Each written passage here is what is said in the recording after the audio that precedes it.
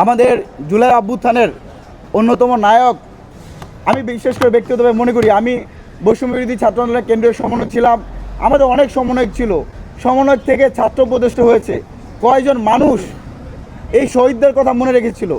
এই যে 30,000 আহত যোদ্ধা যারা এখনও পঙ্গুত্ব বরণ করেছে, যারা আর কখনোই এই পৃথিবীর আলো বাতাস দেখবে না, তাদেরকে কয়জন মানুষ স্মরণ করেছে? কিন্তু একমাত্র আমি বলতে পারি, জুলাই অভ্যুত্থানের অন্যতম নায়ক, বাংলাদেশের স্বাধীনতার সার্বভৌমত্বের কথা বলতে গিয়ে, যে ভারতীয় আগ্রাসন আধিপত্যের কথা বলতে গিয়ে বাংলাদেশের রাজধানীতে প্রকাশ্যে দিবালোকে বিজয়নগরে যাকে গুলি করে হত্যা করেছে শহীদ ওসমান হাদিকে আমরা স্মরণ করছি। আমরা অত্যন্ত লজ্জার সাথে স্মরণ করছি। আমরা দেখতে পাচ্ছি, আমরা এদেশের মানুষ ওসমান হাদির বিচার চেয়েছিল, কিন্তু আমরা দেখতে পেলাম শেখ হাসিনার ছায়া প্রধান উপদেষ্টা প্রফেসর ইউনূসের মাঝে আবার ভর করেছে। শেখ হাসিনা যখন কোনো আন্দোলন হতো, কেউ যদি মারা যেত, তার পরিবারকে নিয়ে চাকরি দিতেন, তার বাবাকে টাকা পয়সা দিতেন। সেই একই ব্যবস্থা আমরা দেখতে পাচ্ছি হাদির পরিবারকে কেন্দ্র করে। সরকার হাদির হত্যার সাথে জড়িত ফয়সাল করিম মাসুদদেরকে বাংলাদেশে ফিরিয়ে আনতে পারে নাই।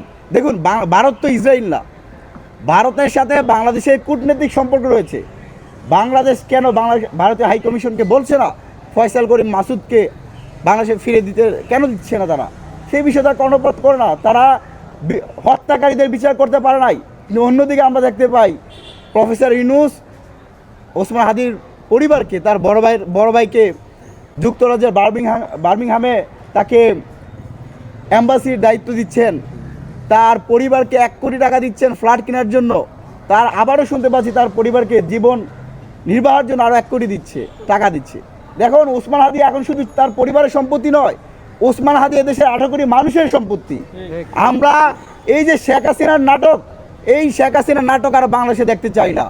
আমরা যে আপনি ফ্ল্যাট দিবেন, আপনি বিচার করতে পারবেন না, আপনার ভাইকে চাকরি দিবেন, এইরকম নির্লজ্জতার পরিচয় দিয়ে প্রফেসর ইউনূস শহীদ ওসমান হাদির সাথে বেইমানি করেছে।